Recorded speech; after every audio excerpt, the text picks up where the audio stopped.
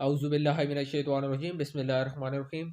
अस्सलाम वालेकुम व्यूअर्स, आप देख रहे हैं फ्लोरिश लर्निंग और आज की इस वीडियो में आपके साथ शेयर करूंगा ENG 501 के फाइनल टर्म के रिलेटेड इंतहाई इंपॉर्टेंट MCQs, यानी कि क्विज़ 2 की फाइल्स, क्विज़ 3 की फाइल्स और क्विज़ 4 की फाइल्स। और उसके साथ साथ आपके साथ सब्जेक्टिव भी शेयर करूंगा, क्योंकि ये जो सब्जेक्टिव की फाइल है ये मैं ऑलरेडी एक दफ़ा अपलोड कर चुका हूँ, लेकिन काफ़ी स्टूडेंट्स को ये फाइल इनकी मुश्किल भी लग रही है क्योंकि इसमें क्वेश्चन बहुत ज़्यादा है। ठीक है, और उसके बाद मैंने सोचा कि चलें आपके साथ यानी कि इसी फाइल को थोड़ा-सा और मज़ीद शॉर्ट किया जाए और इस चीज़ को आपके साथ शेयर किया जाए कि इसमें इम्पोर्टेंट क्वेश्चंस कौन से हैं।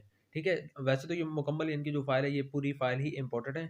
आपका वो 90% जो पेपर होता है, ठीक है? 90% सब्जेक्टिव पार्ट होता है, वो इस फाइल के अंदर से होता है। यानी कि सारा आप ये कह दें कि आपका सारा पेपर सब्जेक्टिव पार्ट जो होता है वो इस फाइल के अंदर से होता है। आप बेहतर है कि इस फाइल को मुकम्मल तौर पर कर लें, ठीक है? लेकिन चलें, अगर आपको मुकम्मल तौर पर करने में मुश्किलात हैं क्योंकि टाइम कम है, तो उस लिहाज से फिर आपको इंतहाई जो इम्पोर्टेंट क्वेश्चन है, इस फाइल के अंदर से भी जो इम्पोर्टेंट क्वेश्चन है, तो वो आपको आज इस फाइल यानी कि वीडियो में बताऊँगा। आपने वीडियो एंड तक देखनी है और उसके अलावा एमसीक्यूज़ आपके साथ शेयर करूँगा। क्विज़ 2, क्विज़ 3 और क्विज़ 4 की फाइल इंशाल्लाह तकरीबन एमसीक्यूज़ आपके यानी कि एमसीक्यूज़ के अंदर से ही होंगे, क्योंकि इंग्लिश 501 और 502 दोनों ऐसे सब्जेक्ट्स हैं इसमें जो रिपीटिंग यानी कि रेशियो है वो बहुत ज़्यादा है। काफ़ी एमसीक्यूज़ रिपीट होते हैं, काफ़ी क्वेश्चंस भी रिपीट होते हैं। ठीक है? और उसके साथ एक और चीज़ आपके साथ यानी कि पेपर पैटर्न आप देखें तो अनाउंसमेंट में आपको कुछ भी नहीं बताया गया कि आपका जो पेपर पैटर्न होगा उसमें कितने मार्क्स शामिल, यानी कि कितने नंबर के आपके शॉर्ट क्वेश्चन होंगे, कितने नंबर के लॉन्ग क्वेश्चन होंगे। ऐसी कोई बात नहीं बताई गई, सिर्फ इतना बताया गया है कि आपके 5 नंबर के क्वेश्चन होंगे, 3 नंबर के क्वेश्चन होंगे और उसके बाद आपके एमसीक्यूज होंगे। मैं आपको लास्ट टाइम को बता दूं तो लास्ट टाइम इस तरह हुआ था कि उसमें 76 नंबर का पेपर था और 76 नंबर में से 32 नंबर के एमसीक्यूज थे और 20 नंबर के शॉर्ट क्वेश्चन थे। ठीक है? यानी कि 24 नंबर के शॉर्ट क्वेश्चन थे, 8 क्वेश्चन थे, 3 नंबर का एक क्वेश्चन था, तो 8 को 3 से मल्टीप्लाई करें तो 24 और जो लॉन्ग क्वेश्चन थे वो 20 थे। लेकिन इस दफ़ा टाइम भी इन्होंने कम किया है, यानी कि 90 मिनट्स कर दिया है और लाज़मी सी बात है कि टोटल मार्क्स भी इन्होंने कम किए होंगे, जो कि पहले 76 होते थे, तो अब यानी कि जो एक्सपेक्टेड है, ठीक है? ये कन्फर्म नहीं है, ये एक्सपेक्टेड है। मैं अपने एक्सपीरियंस की बेस पे आपको बता रहा हूँ कि ये 56 नंबर का पेपर हो सकता है। या तो ये 56 नंबर का होगा, ठीक है? या फिर ये होगा 60 नंबर का, ठीक है? या तो ये 60 मार्क्स का होगा या फिर 56 मार्क्स का होगा, ठीक है? आपने मज़ीद कन्फर्म करना है एमडीबी में जाके, या फिर आप यानी कि अपने इंस्ट्रक्टर्स को मेल करें और या फिर मेल के अलावा आप वीडियो स्पॉट में जाएँ, वहाँ पे अपने इंस्ट्रक्टर से क्यूरी करें कि सर पेपर पैटर्न क्या होगा, कितने एमसीक्यू शामिल होंगे, कितने लॉन्ग क्वेश्चन होंगे, कितने नंबर के शॉर्ट क्वेश्चन होंगे। तो ये सारी चीज़ें वो आपको बता देंगे। मैं अपने एक्सपीरियंस की बेस पे आपको बता रहा हूँ कि आपका जो फाइनल टर्म का पेपर होगा ये 56 नंबर का हो सकता है। ठीक है? 56 में से आपके एक्सपेक्टेड जो है 27 नंबर के एमसीक्यूज़ हो सकते हैं। ठीक है? और बाकी जो यानी कि आपके पीछे वाले 33 नंबर, तो 33 नंबर आप ये कह दें कि 20 नंबर आपके हो सकते हैं लॉन्ग क्वेश्चन के, ठीक है? और बाकी 20 नंबर आपके होते हैं यानी कि हो सकते हैं 21 नंबर आपके शॉर्ट क्वेश्चन के हो सकते हैं। और यानी कि 7 शॉर्ट क्वेश्चन हो सकते हैं, 3 नंबर का 1 क्वेश्चन, तो 7 3 ज़ार 21 21 ये हो गए और आपके यानी कि जिस तरह मैं पहले बता रहा हूँ 27 वो एमसीक्यूज़ के, तो ये हो गए 27 और 21 को ऐड कर दें तो 48, ठीक है? तो 48 और उसके बाद बाकी यानी कि जो आपके 1 से 2 लॉन्ग क्वेश्चन हो सकते हैं, बाकी मज़ीद आपने कन्फर्म करना है, ठीक है? टोटल मैं आपको बता रहा हूँ जो एक्सपेक्टेड है वो यही है कि आपको टोटल पेपर 56 मार्क्स का होगा। उसके बाद आप देखें तो मोस्टली यानी कि आप ये कह दें कि एमसीक्यूज़ भी आपके होंगे, ठीक है? आपने तैयारी स्टार्ट करने से पहले एक चीज़ देख लेनी, जिस तरह मैं पहले भी बात करता हूँ कि आपने अपनी कैलकुलेशन लाज़मी करनी है। कैलकुलेशन से मुराद है कि आपने जो सेमेस्टर में परफ़ॉर्म किया है, तैयारी स्टार्ट करने से पहले आपने वो परफ़ॉर्मेंस लाज़मी देखनी है। उस परफ़ॉर्मेंस को देख कर ही आपने फाइनल टर्म की तैयारी करनी है, ठीक है? अभी आपके पास तकरीबन 7 दिन हैं। पहले अपनी कैलकुलेशन करें असाइनमेंट्स के, वो सारी चीज़ें जो मैंने कैलकुलेशन के ऊपर एक मुकम्मल वीडियो बनाई हुई है, ठीक है? उसका लिंक मैं डिस्क्रिप्शन में आपको दे दूँगा। तो उस वीडियो को आप देखें, उसमें मैंने मुकम्मल यानी कि बताया हुआ है कि आपने अपनी सेमेस्टर की एक्टिविटीज़ की जो मुकम्मल कैलकुलेशन है, वो किस तरह कर सकते हैं। वो कैलकुलेशन करने के बाद आपको आइडिया हो जाता है कि आपको कितने मार्क्स चाहिए फाइनल में। तो उस लिहाज से फिर आप लोग तैयारी करें, ठीक है? यहाँ पे अब यानी कि हम लोग इसकी फाइल की तरफ चलते हैं। तो यहाँ पे आप देखें तो जो इसका फर्स्ट पार्ट है ऑब्जेक्टिव्स, इसमें आप देखें इसको आपने बिल्कुल इग्नोर नहीं करना, ठीक है? यहाँ पे यहाँ पे यानी कि एमसीक्यूज़ तो नहीं है, ये डायरेक्ट आंसर लिखेंगे हैं, लेकिन इनको आपने लाज़मी रीड करना है और अच्छी तरह याद करना है। आपके एमसीक्यूज़ यहाँ से बन सकते हैं और लास्ट टाइम भी काफ़ी एमसीक्यूज़ यहाँ से आए थे और वैसे भी बनते हैं। ठीक है? तो आपने इस चीज़ को लाज़मी देख लेना है। ये सारे एमसीक्यूज़ बहुत ज़्यादा इम्पोर्टेंट हैं। उसके बाद देखें, ठीक है? अब जिस तरह अब ये फर्स्ट क्वेश्चन है, ठीक है? Name 5 countries. अब इस तरह यानी कि देखने में ये लगता है कि यार ये क्वेश्चन इतना इम्पोर्टेंट नहीं है, लेकिन इस तरह नहीं है। जो जितना शॉर्ट यानी कि क्वेश्चन है, वो उतना ज़्यादा इम्पोर्टेंट है। ठीक है? आपने ये जो नंबर यानी कि नंबर 1 क्वेश्चन है, नेम 5 कंट्रीज़। इस क्वेश्चन को आपने लाजमी करना है, इंतहाई इंपॉर्टेंट क्वेश्चन है। उसके बाद how vocabulary expanded in modern age, ये भी इंतहाई इंपॉर्टेंट क्वेश्चन है, ये आपके एमसीक्यूज में भी आ सकता है। ठीक है, आपसे आपको यानी कि कोई ये 3 आंसर दे दे और नीचे ऑल कर दें, यानी कि डी ऑप्शन ऑल हो और बाकी ये 3 हो, ठीक है, तो आपसे यानी किसी तरफ का भी क्वेश्चन हो सकता है, ये भी इंपॉर्टेंट है। और उसके बाद ये कौन सा क्वेश्चन है, वाई वोकेबलरी एक्सपेंडेड, ये वही है। ठीक है, और बल्कि ये है वाई वोकेबलरी एक्सपेंडेड, और ऊपर वाला है हाउ वोकेबलरी एक्सपेंडेड, वो यानी कि कैसे हुई है, और ये है कि क्यों हुई। ठीक है, ये दोनों क्वेश्चन इंतहाई इंपॉर्टेंट, ये आपने लाजमी करने हैं। उसके बाद आप देखें तो सेंटेक्स ऑफ साउथ एशियन कंट्रीज, ये कोई यानी कि आप ये इतना ज़्यादा इंपॉर्टेंट क्वेश्चन नहीं है। ठीक है, इसको आप इग्नोर कर सकते हैं अगर आपके पास टाइम नहीं है, या अगर आपको मुश्किल लग रहा है तो इसको आप इग्नोर कर सकते हैं। Name 5 countries through which boring are happened, इंतहाई इंपॉर्टेंट क्वेश्चन है। ठीक है, ये मैंने जैसे पिछली वीडियो बात की थी कि 501 की इसी फाइल के अंदर एक टेबल भी मौजूद है, 2 टेबल मौजूद है। उन टेबल्स को आपने लाजमी देखना है, उन टेबल्स के अंदर से आपके MCQ, short question, long question लाजमी बनता है, कोई ना कोई लाजमी बनता है। ठीक है, ये वाला जो क्वेश्चन है उसी टेबल के रिलेटेड ही है, तो इस क्वेश्चन को भी आपने लाजमी देख लेना है, ये भी इंतहाई इंपॉर्टेंट है। ठीक है, उसके बाद आप देखें आफ्टर वर्ल्ड वार, तो ये कोई यानी कि इतना ज़्यादा इंपॉर्टेंट क्वेश्चन नहीं है। Spread of English in south Asia, ये बहुत ज़्यादा इंपॉर्टेंट क्वेश्चन है। Spread of English in south Asia, कि साउथ एशिया में इंग्लिश की जो यानी कि स्प्रेड हुआ, इंग्लिश फैली है, तो ये आपका लॉन्ग क्वेश्चन में आ सकता है, और ये बहुत ज़्यादा इंपॉर्टेंट क्वेश्चन है लॉन्ग लॉन्ग के लिए, इसको आपने अच्छी तरह कर लेना है। उसके बाद future of English in south Asian countries, ये भी कोई यानी कि इतना इंपॉर्टेंट क्वेश्चन नहीं है। What is black death, black death बहुत ज़्यादा इंपॉर्टेंट क्वेश्चन है, इसको आपने लाजमी करना है। उसके बाद डिस्क्राइब 3 रीजंस, तो ये भी इंतहाई इंपॉर्टेंट क्वेश्चन है, ये भी आपने लाजमी कर लेना है। उसके बाद name note on varieties of English, तो ये कह दें कि इतना यानी कि कोई ख़ास इंपॉर्टेंट क्वेश्चन ये नहीं है। ठीक है, ये थोड़ा सा लेंथी भी है, तो चलें इसको आप यानी कि इग्नोर कर सकते हैं। उसके बाद पर्शियन सब कॉन्टिनेंट, ठीक है, ये भी यानी कि आप चलें इसको भी आप इग्नोर कर दें। उसके बाद right short notes on Renaissance period, ये बहुत ज़्यादा इंपॉर्टेंट क्वेश्चन है, रेनाइसेंस पीरियड के रिलेटेड आपके एमसीक्यूज भी आते हैं, शॉर्ट और लॉन्ग दोनों आ सकते हैं, तो ये क्वेश्चन और ये पूरा जो टॉपिक है, ठीक है, इसको आपने अच्छे अंदाज में कर लेना है।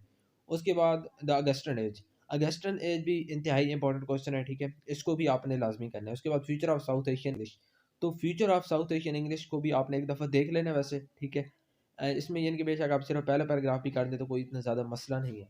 उसके बाद what is meant by literacy period, standard literacy और नॉन लिटरेसी, तो ये इतना इंपॉर्टेंट यानी कि नहीं है। ठीक है, उसके बाद फ्रेंच अकेडमी, फ्रेंच अकेडमी इंतहाई इंपॉर्टेंट क्वेश्चन है। What was the aim of French academy, ये भी इंपॉर्टेंट है। And English academy, English academy इतने ज़्यादा इंपॉर्टेंट क्वेश्चन है, इसको आप बेशक इग्नोर कर सकते हैं। एक्सप्लेन टर्म कंजर्वेटिव, कंजर्वेटिव की टर्म में यानी कि ये भी इतना इंपॉर्टेंट है। उसके बाद history in south Asia, Indo Aryan imperialism in south Asia, ये भी आप छोड़ सकते हैं। ठीक है, और उसके बाद political power influence on English, social and political power associated with English, तो इसको भी आप छोड़ सकते हैं। उसके बाद पंचुएशन एंड ग्रामर, इसको भी आप छोड़ दें। ठीक है, उसके बाद आप आ जाए मॉर्फोलॉजी, मॉर्फोलॉजी की डेफिनेशन बहुत ज़्यादा इंपॉर्टेंट है।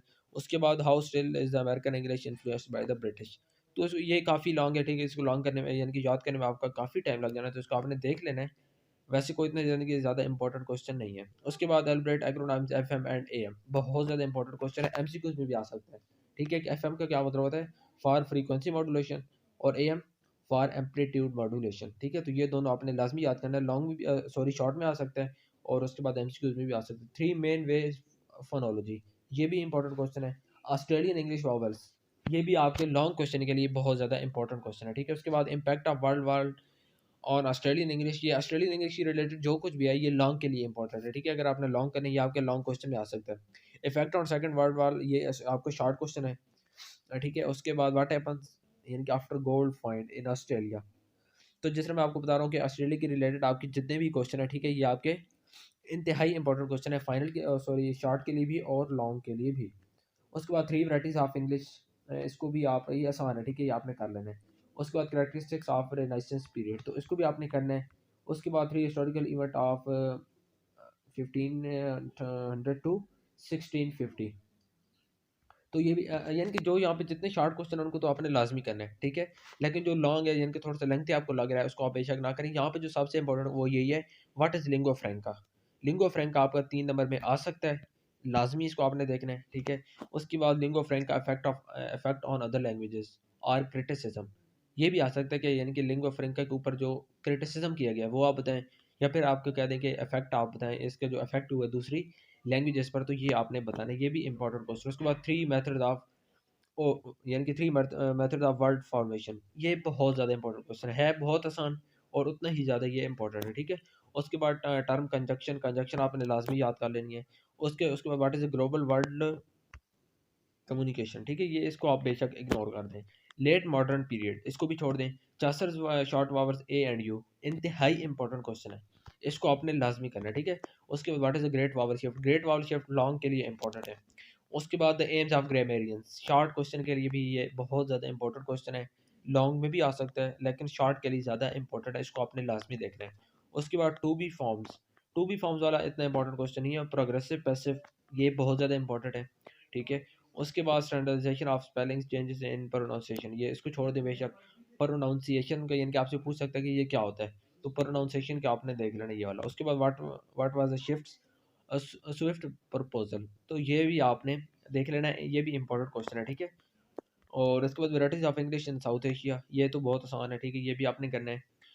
उसके बाद what is reason year English has become an official and educational language around the world, तो ये आप यानी कि अपने वर्ड में भी लिख सकते हैं अगर आप क्वेश्चन को समझें कि पिछले कुछ यानी कि सालों में English has become an official and educational around the world, के इंग्लिश एजुकेशन की ज़बान भी बन चुकी है और उसके बाद ऑफिशियल ज़बान भी बन चुकी है। इसकी वजह क्या है, तो वजह ही आप लोग अपने अंदाज में भी लिख सकते हैं, इंतहाई यानी कि आसान किस्म का क्वेश्चन है, मुश्किल नहीं है। उसके बाद फ्यूचर ऑफ इंग्लिश इन 2020, यानी कि ये भी आप अपने से लिख सकते हैं कि 2050 में इंग्लिश का मुस्तकबिल क्या होगा। लाज़मी बात है, अभी इंग्लिश यानी कि जितनी तेज़ी से फैल रही है पूरी दुनिया में, तो 2050 में तो ये बहुत ज़्यादा उरूज पे होगी, तो ये सारी चीज़ें आपने बता देनी है। उसके बाद culture varieties of Australian English, चलें इसको आप छोड़ दें, बहुत ज़्यादा लेंथी क्वेश्चन है। उसके बाद आता है varieties of pidgin as an official language, ये बहुत ज़्यादा इंपॉर्टेंट क्वेश्चन है, एमसीक्यूज में भी आ सकता है और शॉर्ट क्वेश्चन में भी आ सकते हैं। बात करने का मकसद ये है कि यहाँ पे जितने भी शॉर्ट क्वेश्चन लिखे गए हैं, ठीक है, उनको आपने लाजमी करना है, जो दो दो तीन तीन लाइनों के हैं, आपने ये नहीं समझना कि ये नहीं आ सकता।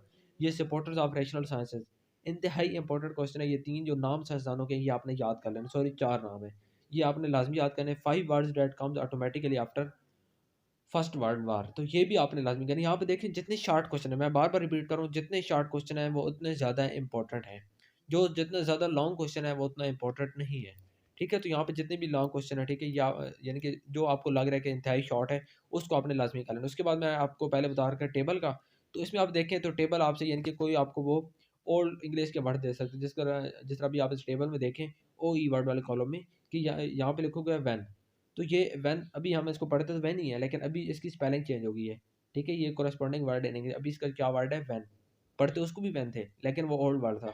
तो वो आपको कोई सी ओल्ड वर्ड यानी कि 5 दे दें और आपको कहें कि आप इनकी करेक्ट फॉर्म लिखें जो आजकल यूज़ हो रही है, तो आपने सिर्फ इसको देखना है, इसमें याद कुछ नहीं करना, सिर्फ आप देखिए कि स्विच का क्या है सच, सोन का क्या है सन, ठीक है, स्मेल का स्मॉल, नाइट वो किस तरह लिखते थे NYGHT, आजकल है NIGHT, इसी तरह सर्टन, ठीक है, तो यानी कि सर्टन SARTIN, और हम क्या लिखते हैं SERTAIN, तो ये चीज़ आपने देख लेनी। वो आपसे यानी कि कोई आपको ओल्ड इंग्लिश के वर्ड्स दे दे और आपने बताने होंगे कि इसमें आपने यानी कि सॉरी लिखने होंगे, ये लॉन्ग क्वेश्चन में भी आप आ सकते हैं, 5 आपको लफ्ज़ दे दें कोई, और आपने इसके कोई यानी कि जो 5 उसके न्यू वर्ड्स हैं वो आपने लिखने होंगे। उसके बाद मैंने पहले भी जिस तरह बात की थी कि टेबल बहुत ज़्यादा इंपॉर्टेंट है, ये आपने लाजमी देखना है। शॉर्ट क्वेश्चन बनता है, लॉन्ग क्वेश्चन बनता है और एमसीक्यूज भी आपके काफ़ी बनते हैं इसमें से। इसमें से ये जिस तरह आप देखिए कि कौन सा वर्ड कौन सी लैंग्वेज से आया है, पहले तो आपने इसको अच्छी तरह याद कर लेना है, ठीक है, कि हर पहले आपने इसको अच्छी तरह देखना है कि इसमें कौन सा वर्ड कौन सी लैंग्वेज का है। उसके बाद आपने याद करना है, आपने हर लैंग्वेज के 5 लफ्ज़ लाजमी याद करने हैं। जो आपसे यानी कि कोई पूछे कि इटालियन से कौन से लफ्ज़ आए हैं, तो आप उसको ज़बानी 5 वर्ड्स, एटलीस्ट 5 वर्ड्स आपने लाजमी याद करने हैं हर लैंग्वेज के, ठीक है। आपसे कोई यानी किसी किस्म का क्वेश्चन हो सकता है कि फ्रेंच लैंग्वेज के 5 वर्ड्स बताएं जो इंग्लिश में आए हैं, या ग्रीक लैंग्वेज के 5 वर्ड्स बताएं जो इंग्लिश में आए हैं, या लैटिन के 5 वर्ड्स बताएं जो इंग्लिश में आए हैं। तो जब आपको एटलीस्ट 5 यानी कि 5 लफ्ज़ आपको इसलिए कह रहा हूँ क्योंकि जो आपका लॉन्ग क्वेश्चन होता है 5 नंबर का होता है, 5 से ज़्यादा आपसे आपको लफ्ज़ नहीं लिखने होंगे, 5 यानी कि आपको लफ्ज़ ही लिखने होंगे मैक्सिमम। तो इसलिए कह रहा हूँ कि आपने 5 लफ्ज़ तो लाज़मी याद करने हैं और उसके बाद बाकी टेबल को आपने लाज़मी देखना है, अच्छे अंदाज में समझना है कि इसमें कौन सा लफ्ज़ कौन सी लैंग्वेज का है, ताकि आपके पास अगर एमसीक्यूज़ आ जाए, एमसीक्यूज़ में आपसे पूछें कि ये लफ्ज़ कौन सी लैंग्वेज का है, तो आपने याद तो नहीं किया होगा लेकिन आपने एक दफ़ा टेबल को देखा होगा, तो आपको आइडिया हो जाएगा कि ये लफ्ज़ उस लैंग्वेज का था, ठीक है। बेशक इस टेबल में आपका जितना टाइम वेस्ट होता है कोई मसला नहीं है, इस टेबल को आपने लाज़मी अच्छे अंदाज में कर लेना है। तो अभी हम लोग मज़ीद कोई इस यानी कि क्वेश्चन फाइल पे टाइम वेस्ट किए, नेक्स्ट आपने एमसीक्यूज़ की जाने बढ़ते हैं, तो आप लोग एमसीक्यूज़ को देखें और उसके बाद अगर आपको वीडियो पसंद आए तो काइंडली मेरे चैनल को सब्सक्राइब कर लें। और उसके बाद जो मेरी नेक्स्ट वीडियो होगी इंशाल्लाह वो ENG 502 के ऊपर होगी, ठीक है। ENG 502 के इंपॉर्टेंट MCQs और उसके साथ साथ उसकी यानी कि जो शार्ट नोट्स वाली फाइल है उसमें मैं थोड़ा सा आपको इंपॉर्टेंट क्वेश्चन बताऊंगा। तो आपने चैनल को सब्सक्राइब कर लेना है और बेल आइकन के बटन को प्रेस कर लें ताकि आगे जितनी वीडियोस अपलोड करूँ आपको फ़ायदा हो सके।